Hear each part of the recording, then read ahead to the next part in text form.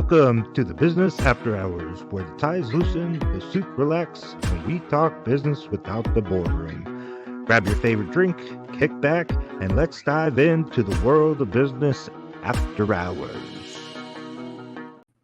All right, everybody. Welcome back to the Business After Hours podcast. Joined here with Jared and Danny. How y'all doing today? It's hump day, right? No. Yes, it is. Thank you for the reminder. How are you doing, Danny? I'm good, thanks. I appreciate you guys having me here. I'm looking forward to a chat. Absolutely. Our pleasure. Well, tell us a little bit about yourself, Danny. Sure. I run a company called Apollo 21 that I tell people sits at the intersection of a management consultancy and a product design studio. So we work with mid to enterprise size organizations to help them think through and establish their innovation practices, build new products, launch new ventures, and occasionally we work with folks to create bespoke technology that solves operational problems. Oh, wow. All right. On a more dummy level for us, what exactly did you say? I run a company that builds technology products and helps other companies build new companies. Awesome. Okay, cool. So how does one find you? Like do that? What do you do to get clients, I guess? Most of our clients come through referral and word of mouth right now. We are working very hard on expanding our top of funnel and figuring out how to kind of tap into a larger market. So if I had a better answer for you, I would give it to you. But at the moment, we are very much in figuring that out mode. No, that's okay. Yeah, I mean we're the same here.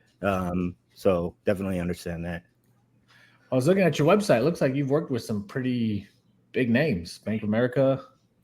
Yeah, we did some work for Bank of America, helping them envision how AI might impact their customer service across their applications. And we've worked with a bunch of other interesting folks across remote guarding and security and a couple other financial services companies. We've done some work in the sports space. We've worked with restaurant companies. So there's a pretty good mix that we've had our hands in. Are you mostly like focused on AI? Not necessarily by choice, but yes. Okay. Most of our clients are thinking about, asking about, trying to figure out how to make AI work for them. And so it comes up in conversation a lot. And we talk to our clients about kind of AI preparedness and whether their data is in a place to support AI efforts. And we also work with them to establish more simplified automation and things as we are working towards what their AI future might look like. So, there's a lot that can be solved with simple, carefully thought out and planned. If this happens, then go do that type of automations. And so we tend to start there as we are helping our customers figure out kind of what needs to happen with their data. So a question I have about AI, we reach some small businesses mainly, and obviously sometimes with small businesses, either we're apprehensive to AI, obviously right now, because the unknown, lack of knowledge about AI. So we're scared of it. All AI is not going anywhere, right? No, it's not. I mean, so it feels like to me, it's one of those things where you either embrace it or you get left behind. Yeah, I think that's spot on without question. The big question for folks these days is how are they going to integrate it and how are they going to do that securely? Because most of what we talk about with AI these days, people are thinking about the sort of general models that are accessible by consumers. So your OpenAI's, ChatGPT, Gemini, things like that you really don't have a clear picture of what's happening in the background. So any data that you put there, just assume that it is going anywhere that it might. And so one of the things to think about, and one of the things that we talk to a lot of clients about is how do you make use of AI today so that you understand what its capabilities are, how you might be able to make it work for you, but how do you do so in a manner that doesn't expose data that you don't want exposed to third parties, things of that sort. And so for anybody, particularly small business owners or folks who are hearing a lot about AI and looking around going, well, I probably need to understand this, but I just don't know where to start. Go sign up for ChatGPT. is honestly the easiest answer. Start playing with it, but think twice about everything that you put in, because every time you upload a data set to OpenAI, for example, you lose control over that data and you don't know exactly what's going to happen. So before you start, adding PII or customer data or anything like that into ChatGPT, just play with it and, start asking it questions, learning what it can do, understanding how it can help you in your day to day. And that's enough to give most people a flavor of where AI might take us and to start getting the gears rolling around. All right, interesting. What can I do here? Who is AI for? What kind of businesses is AI really for?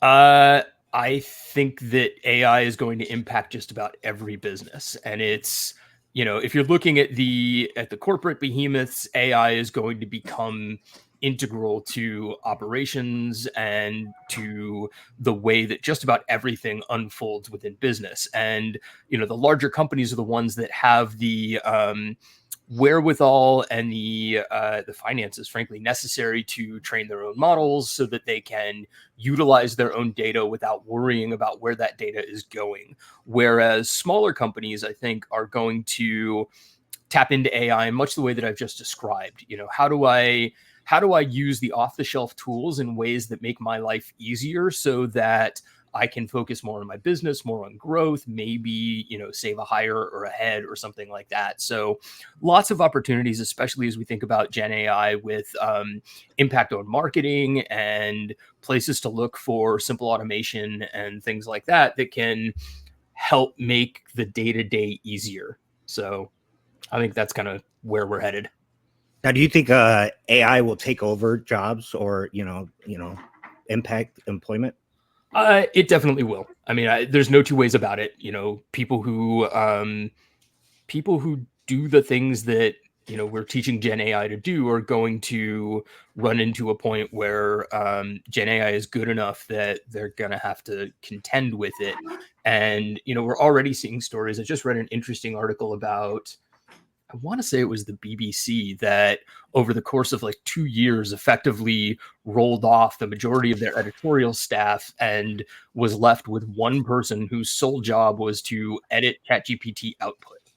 And that person, of course, was bored out of their skull and felt like their job had changed in a way that they hadn't necessarily signed up for. So I think that we're just seeing the beginning of how AI is going to impact jobs, but at the same time, it's also going to shift jobs into other places and force us to rethink what those jobs are meant for. So if you're an editor, are you creating and editing, or are you just editing outputs, for example? So job descriptions will change. Now, do you know of any a training for like AI for people that are getting started, like where they can go and kind of learn and be able to start understanding AI? I don't have a specific course or resource to point at, but I know that there are many of them that are cropping up.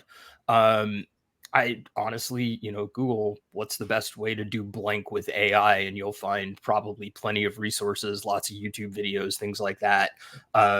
The other thing is just start playing with it. In my mind, the best way to learn any new technology is just to try it out and think about where you can try to force the limits of it. So, I'm making stuff up here, but if you're a baker and you want to, figure out how AI is going to impact your baking business, go force AI to try and create interesting recipes for you, or come up with, whatever the next pastry is. And, who knows, maybe we can credit AI with the next cronut, but, the best thing to do is try it out and see what happens. I've definitely seen some good like AI songs come out. There's been some real Didn't good Randy hits. Travis come out with an AI song? Yes, because he couldn't did he? sing anymore, and that Yeah. was his sort of foray know back that into the one. world of being able to create music. I was like, well, there goes the music industry now, because that's all you got to do is just have AI do it, and you don't need talent. Yeah, let's get through a few more lawsuits though and see what happens. That's Yeah, I thought that was crazy. It sounded just like him too. Yeah. Well, and that's the other interesting thing is, it's not just music, but we're going to start seeing, AI content being mixed into TV and movies and things like that. And you're starting to see lots of actors, for example, who are licensing their likeness and their voice for use in AI so that they can effectively live on after they're gone, I guess. Wow. That's awesome. So we it's won't see scary. any new actors then, it sounds like. We just make them up, Right. Yeah. And when you start dreaming about what the future of AI, particularly in entertainment, looks like, you get into some really interesting territory around what exactly is, I don't know, a movie or a TV show, and how can that be personalized to the viewer, for example. So, does the look of the hero or heroine change on a per viewer basis to match whatever they think that hero might look like, for example? And these things are not far off from being possible, where the version of a movie that you watch and the version of the same movie that I watch might not be exactly the same thing. Right. There's a lot of exciting stuff that can begin to grow out of that. Also, I'm sure books too, right? Like being able to write a whole book through AI. Yeah, absolutely. And thinking about where that might impact anything from fan fiction to the continuation of favorite series. George R.R. Martin's taking forever to get the next book out. What happens if somebody or something else writes it for him? There's lots of interesting possibilities there, and having an AI hallucinate the future of the world of Game of Thrones would be a really interesting kind of game to play out and see where it goes. Now, are you able to I don't want to say fact check, but verify that it's an AI? Is there a way that somebody can be like, no, this is AI or that's not AI? I think it depends on what it is that you're looking at. The reality is, at least as far as I've seen, things like AI writing checkers and things like that are not particularly good at their jobs. I saw something recently where somebody put the Declaration of Independence through one of those, and it said, "Oh yeah, 98% this was written by AI. I'm sure." And so you can't. Yeah, exactly. No, I don't think AI was around when they wrote that one. Maybe the aliens, brought that technology down. There you go. As people they let us borrow it for a little while and then took it back. They said, "Yeah, you are not worthy." But your business is primarily focused on helping other businesses venture into other businesses? Yes. So we focus on a couple of things. You'll hear me talk a lot about innovation as I talk about what we do, because a lot of companies today are highly focused on innovation. They talk a lot about innovation. And the reality is that if you look deeply at what most companies who are claiming to be innovative do, much of it is, for lack of better terms, theater. It is things that look and sound like they are innovation focused, but when you look under the hood and figure out how are their operations aligned to their goals in terms of innovation, what you'll often find is that there is not a whole lot of alignment there. And a lot of what we do is helping our customers understand what that means, why that happens, what metrics they're looking at today as compared to what metrics would be better measures of innovative activities, things like that. And so we help those companies think through what it means to be innovative, how those practices can help their organization create new products that either align to what they do today, but take it a step further or a step outside of whoever their current target market is, so that they can grow into new markets and new opportunities, or looking at whether those products even fit under the umbrella of the company today. And if they don't, what it might mean to focus on building that as a separate venture, and whether that means spinning it out into a separate company that functions adjacent to but not connected to the parent company, or whether it becomes a new business unit, or whether their innovation and growth efforts can be fostered primarily through partnership and investment, for example. So there's lots of ways that we help companies think through what scale and growth means through the lens of innovation for their business, and it comes to life in a bunch of different ways. Right. So what does that look like when a company like at what phase would a company need to would you recommend a company contacting you? Like what phase in their business model? We see companies coming to us generally at either a growth stage where they have established product market fit through a technology stack that they've cobbled together or that was just good enough to get them off the ground. And they're now looking around going, oh God, if we're going to scale, our current operations can't support that growth without either a change in technology or hiring a lot of people to offset the additional lift that growth will require. The other type of company that we end up working with quite often are those who have found product market fit and are well established in what they do and have hit kind of a moment of slowdown. So, okay, we've been doing this for 10 years or 20 years, whatever it is. And we're now realizing that our growth rate is slowing. While we have product market fit, we've started to kind of tap out our existing market, and they hit this point of realization where they start to understand that in order to maintain the company and to build longevity, they need to look beyond what they've been doing today. And that's where we come in and help assess where those opportunities are, or if they have a stack of ideas and opportunities in front of them, we can help evaluate and determine which of those fit their target market, which of them are viable, which are feasible, and which align to the capabilities of the company today, so that, as I like to say, they have license to publish that thing. And I don't necessarily mean publish in terms of writing, but just in terms of what they're putting out into the world and how it aligns to what people think of their business today. So, for example, if Coca-Cola launched a chocolate bar tomorrow, we'd all probably look at it and go, really? Like, why? I don't get it. And so, that's what I mean by license to publish. Yeah, well, Coca-Cola, we all know, wouldn't create a candy bar. They would just buy a candy bar company and that's a fair point, but it is a fair point, but it's also aligning exactly to what I'm talking about. I mean, if you look at, just to run with the example, if you look at Coca-Cola and they wanted to get into the candy market, they're going to go through an evaluation process where they go, okay, well, we could go hire a team of, I don't know, chocolatiers, whatever, and create the Coca-Cola candy bar and try and brand that. Does that fit? Are people going to trust us for releasing a candy bar? Or are we better off just going and buying some small up and coming candy company? And that too is a form of growth for Coca-Cola as an organization, even though it's not necessarily aligning directly to their brand. And so those are the types of decision-making processes that we talk often with our clients about in terms of build versus buy, what aligns to the offering, things of that sort. So what have been kind of some of your biggest struggles with your business and that?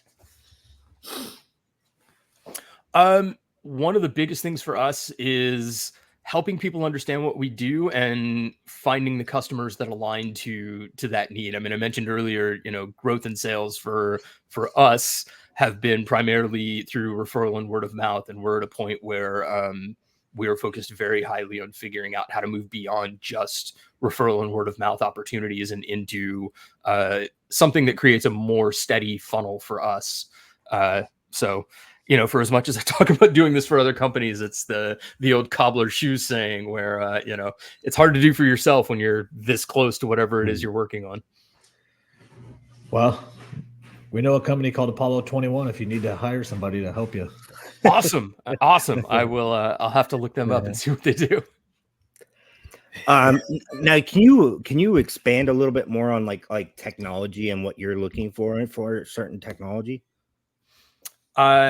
I'm happy to. Can you be more specific or what? Yeah. So you talk about scaling with technology and Mm-hmm. and you're looking for like technology, or you build stuff for their clients. Like, Mm-hmm. what's some of that stuff that you focus on? Gotcha.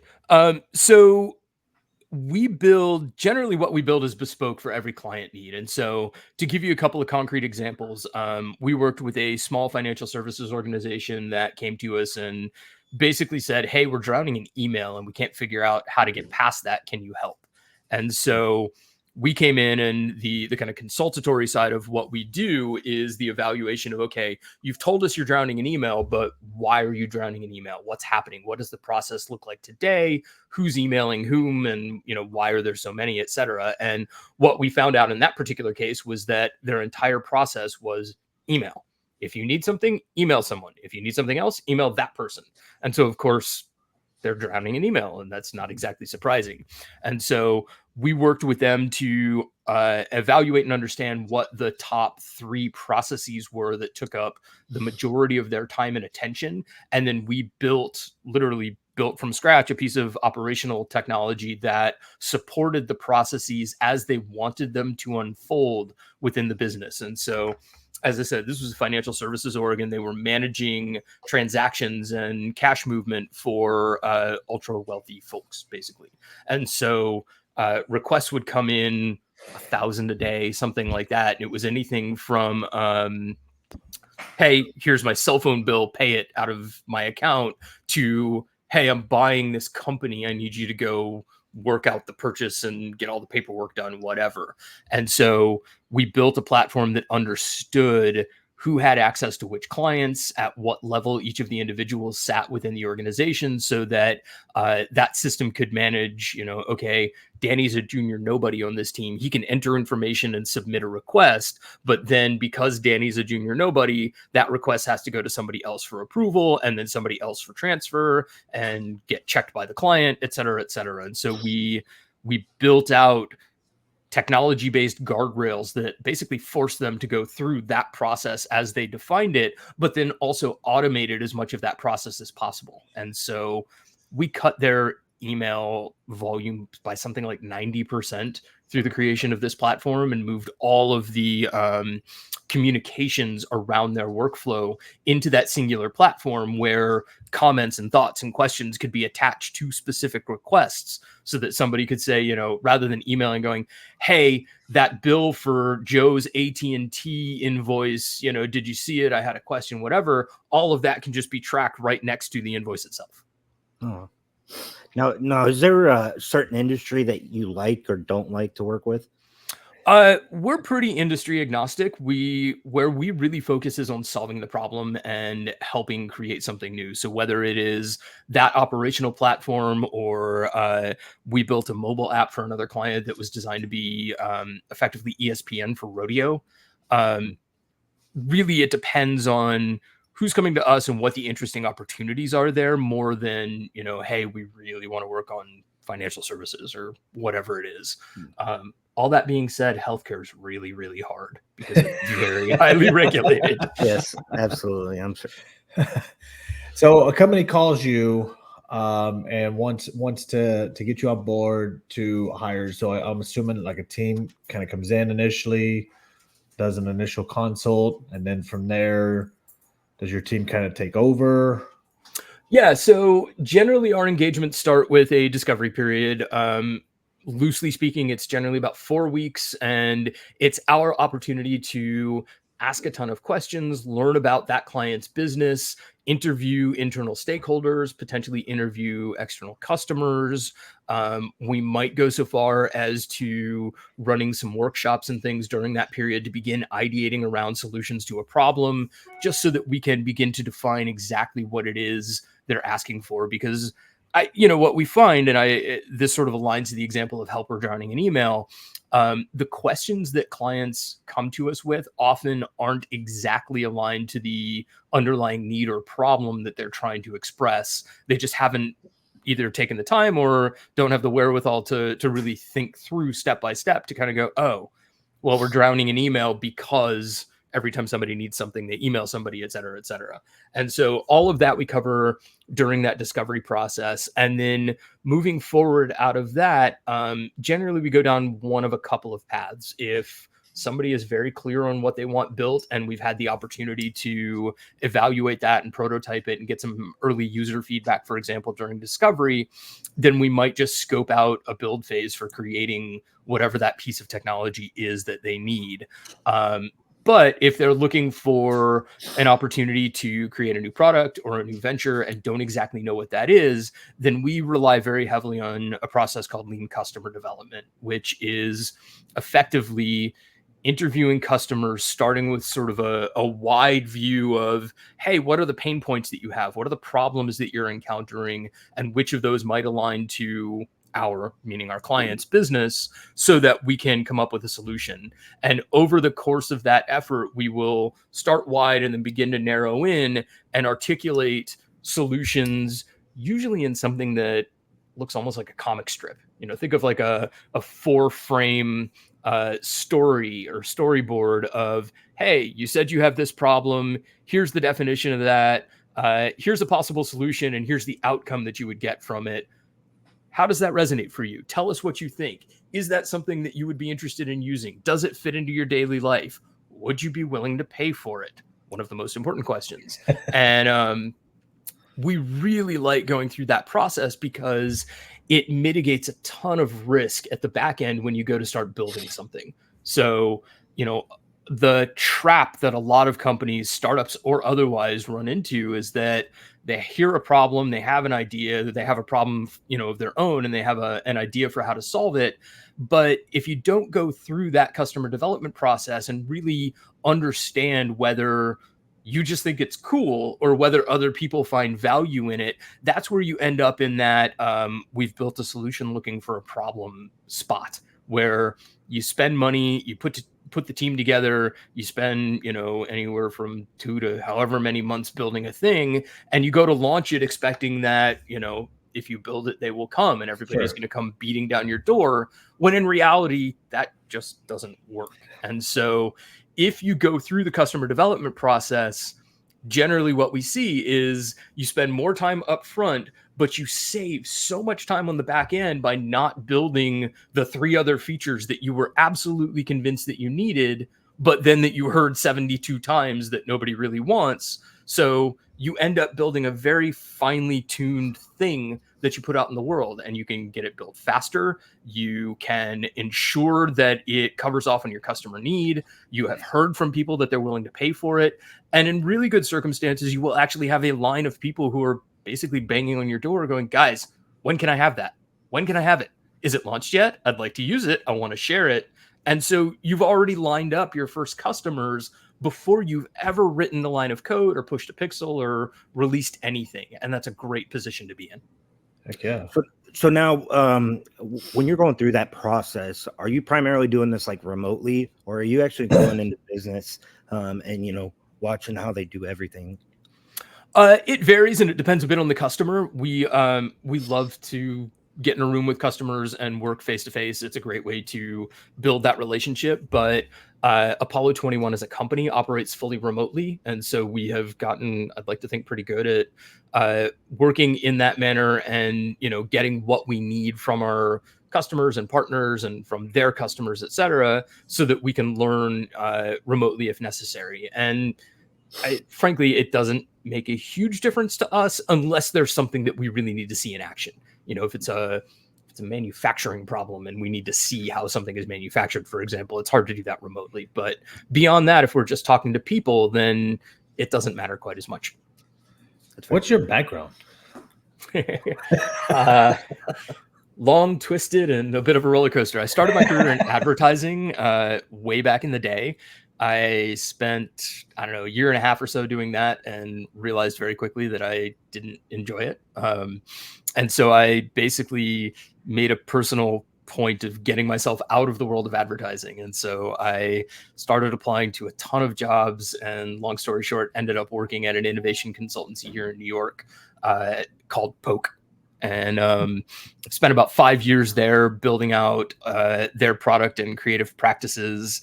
And that introduced me to the world of startups and entrepreneurship and technology. And I've been hooked ever since. So I've been doing this since, I joined Poke in 2007.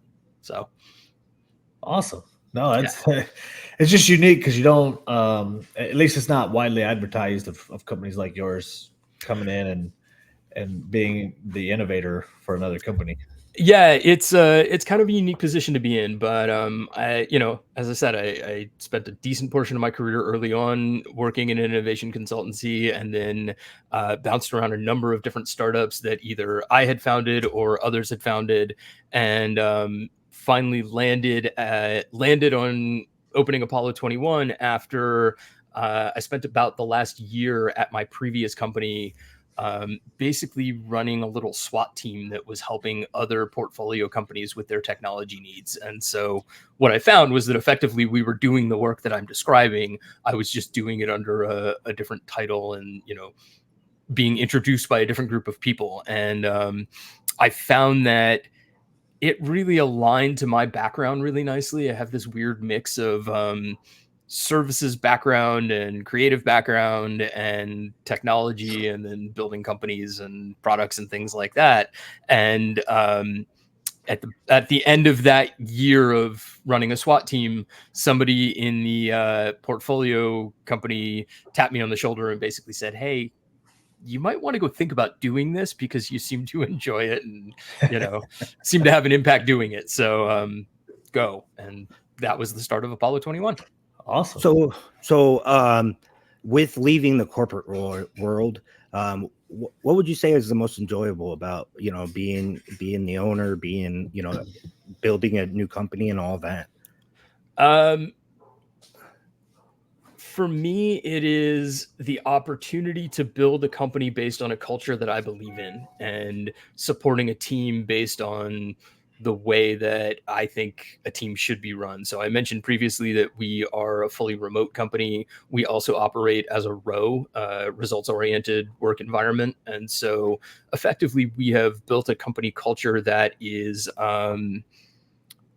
encouraging of people to be self-sustaining and to be proactive about their work. And basically, I don't really care where you are or when you get your work done, as long as your work is getting done and you are able to communicate clearly and participate in whatever meetings are necessary to, move projects forward. So you want to go sit on a beach with a laptop and write code?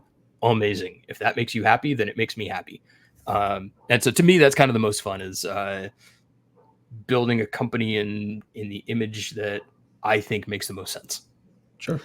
Now, would you give any advice to somebody in the corporate world that's maybe thinking about leaving it?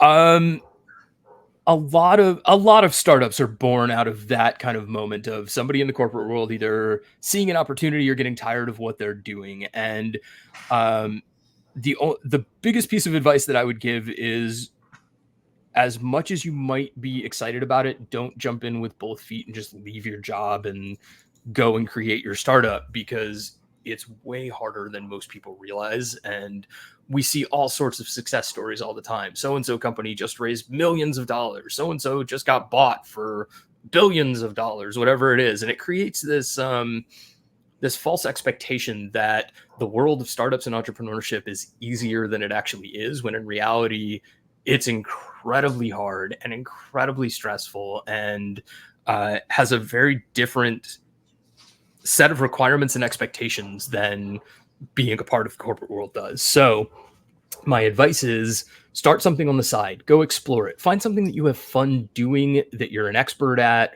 whatever, and go figure out how to monetize that. And I'll give you a perfect example. I actually run my own side gig, and am kind of dogfooding the idea that I'm putting forward here, in that I started a company about 3 years ago that designs and produces accessories for off-road camping vehicles.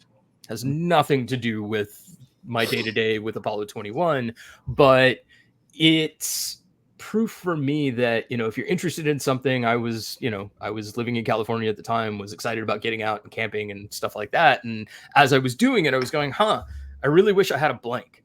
And so I just started making a blank. And then I had a moment of, well, if I need this, surely somebody else does. And breaking my own rule, I did not go through the customer development process at the time. And fortunately, it worked out on this particular side project. But I found that a lot of people wanted the thing that I had created. And so the first thing that I ever built was a storage and sleeping platform for the back of my SUV.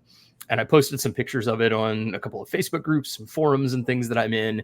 And immediately people just came knocking and going, hey, can I get that for vehicle whatever? Hey, can you help me make it for this? And so I started creating how-to manuals, literally just like documents of, okay, step 1, cut here, step 2, drill here, whatever, and started selling them. And, it's a great business because it's a digital deliverable that, has basically zero overhead. And it's a way to begin to monetize what you're interested in and excited about so that work doesn't feel like work. And so if you're in the corporate world and you're thinking about getting into something of your own, my advice is start there. Start with something that's fun so that when you're at the end of a 40, 50, 60-hour corporate work week and you need to be doing something for your side gig, it's not hard to do because you find it enjoyable. Yeah, that's fair. What now, of all the companies that you've worked with, because looking at your website, it's quite a few, so I feel like you got a good sample at least. What's one common thing that is holding companies back from either growing or becoming more innovative? Good question. Ooh, that's a really good question. I'm going to treat that as 2 questions, actually, okay. Jeff. So keeping folks from growing is a lot of it just comes down to operational shortcomings or companies that haven't exactly figured out product market fit yet and are still figuring out who do we want to talk to, or how does this little part of our offering align to this broader part of our offering, and is it the same target market, things like that. If you want to shift that kind of thinking into innovation, there's a much longer and larger conversation to have, because one of the things that we find is that research effectively has revealed that companies get lost in innovation theater because of the way that companies are built today. And so if you look way back in history, companies began as a way to create effectively a family business that could be handed down from generation to generation, that could build a legacy, and that would exist with a longevity. And over the last however many hundreds of years you want to look at it, the lifespan of companies has grown shorter and shorter and shorter and shorter and shorter, to the point where I believe the average lifespan of a publicly traded company today is something like 12 years. Like, wow. Yeah, exactly. So a company will become a startup, disrupt an existing market, grow, IPO, and die in 12 years. And so you're not saying like get bought out. You're saying just completely fizzle out. Yes, exactly. Or possibly get bought out, but get bought out and subsumed by the parent company to the point where they no longer exist, as opposed to getting bought out, but continuing to operate as a standalone organization. That's crazy. And the reason for this, especially as we think about innovation and what it means for companies, and this is why we are so focused on innovation and why it comes up so much as I'm blabbing on here, is if you look at the metrics that established companies use to track how their business is doing, those metrics are all aligned to near-term growth, to creation of shareholder value, to conservation of capital and growth of capital holdings, and are focused on creating efficiency and mitigating risk. And if you look at all of those things, how do I wring every penny out of every penny that goes in, for example? How do I ensure that my quarterly earnings reports continue to show growth? What you find is that companies become less and less inclined to spend on exploration and discovery, which generally then leads to innovation. And so what you find is a tug of war between companies that are executionally focused and are focused on driving all of their metrics either down when it comes to risk and capital expenditure and things like that, or up when it comes to how much money they're making, as opposed to companies that are focused on learning and discovery, which then leads to, oh my God, we found out that customers blank, and therefore we think there is an opportunity for us to create a new product to fulfill that need, create a new company to fulfill that need, etc. And the problem is that the activities that go into that type of discovery cost money and don't generally have a fast return on an investment. So if you look at companies that are focused on how am I going to grow numbers for next quarter, the idea of spending money to explore potential customer needs, potential new product opportunities, things like that, don't align to the goal of growth quarter over quarter, because you're spending money that isn't inherently creating a return until you find a massive win. And that's kind of the last part of all of this, is as you look at companies that are innovating well, what you find is that they are experimenting at the fringes often and as cheaply and quickly as possible. And those experiments look like launching new products, launching new companies, investing in things, partnering with startups, things like that, which all cost money. And you end up with this cumulative effect of, companies are going to make 100 investments, and I'll use investment loosely, into something that they're making or something that somebody else is making, if it's an outside company that they're investing in, for example. And maybe one or two of those investments are going to pay off, and 98 of them are going to fail and show no return. And that's a really hard thing to convince a CFO of accepting. We want to invest in 100 things, and one or two of them are going to see a return. Your CFO is going to look at you and go, yeah, no, you're insane. But if you look at the level of return that those one or two things bring into the company, much like you look at the returns that successful startups, for example, can foster, you're talking about enough earnings off of one or two successes to cover the losses on the 98 failures, and then a whole bunch more. And so what you need to look at is not so much the frequency of success, but the magnitude of success. One massive win will wipe out 99 failures and bring in a ton of additional capital. And that's what you have to align for in order to see success in innovation, is the one win out of 100 failures. Right. Now, have you seen, or what's your opinion on what industry might be oversaturated with people or businesses? Oh, that's a really interesting question, and one that I have not thought a whole lot about.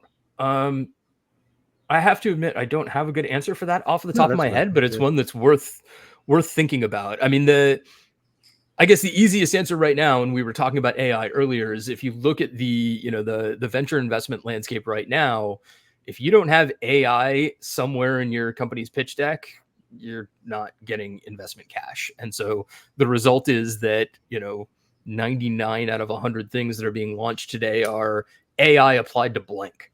And you can get into the whole, is it worth it? Is that right? How many of those are going to succeed? And it ain't going to be 99 out of 100. But the real question there is, who's actually adding or creating value through what they're doing, as opposed to just taking AI and applying it to something that isn't that difficult to kind of consider adding AI to, Should a startup company call you? We are happy to talk to startups. We have a lot of experience in the startup space. The startup activity for us aligns more to Apollo 21 Ventures, which is the venture building side of our company. And through Apollo 21 Ventures, we build and launch internally sourced ideas. And then we also work with a small subset of founders to help launch their ideas. So we're more than happy for folks to give us a shout if interests align and we're excited about the idea that you're bringing to the table. Then we are more than happy to talk about it. The other thing that we are currently working on is launching what is effectively a customer development pre-accelerator program. So if you look at a lot of startup accelerators like a Y Combinator or Techstars or any of the other popular ones, most of them are geared towards companies that have some measure of traction, that have something built, that are at least a little bit down the path towards building their company. And that's awesome. There's a great place in the market for all of those guys. But as I described earlier, we're huge proponents of lean customer development. And one of the biggest advantages to it, especially for I won't even say early stage startup, talk about like a napkin stage startup. You have a great idea. Most people go, cool, I have an idea. How do I get the MVP built? And I would argue you shouldn't.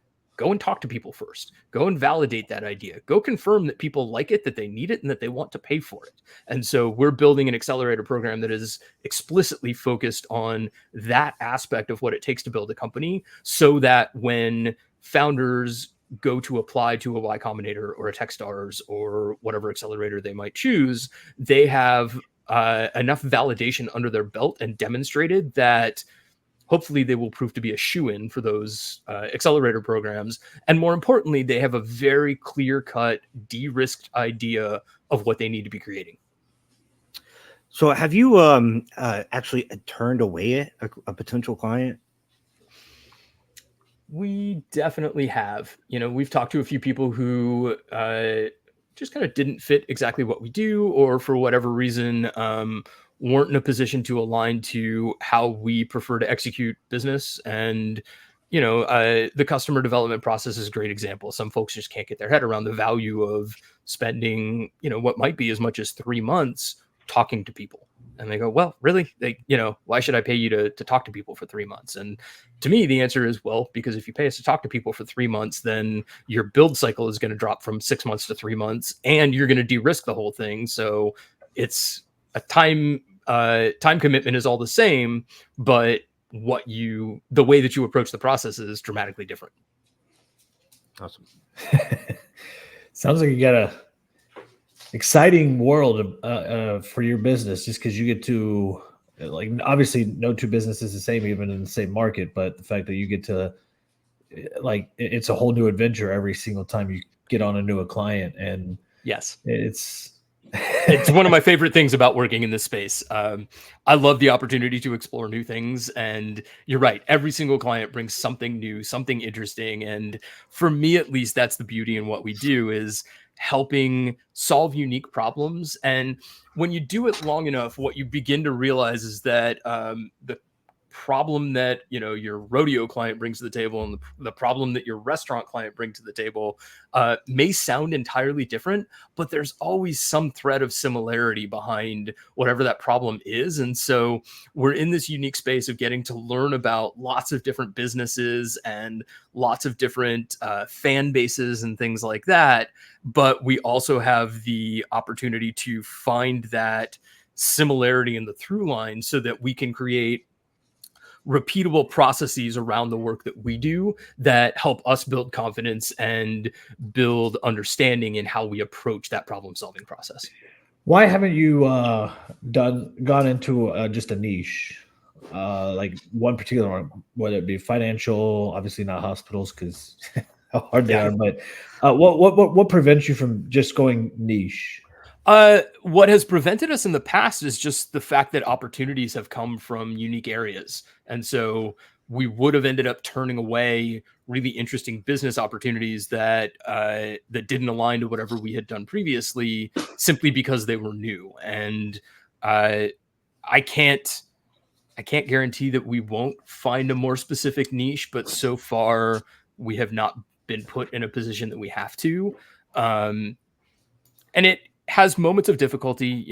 Every time you start talking about sales and marketing and things like that, people start asking you who your ICP is and, what does your client profile look like? And it gets a little muddy when we get those questions, because really our ideal client is somebody who has a problem that can probably be solved by technology and is looking for outside help in doing so.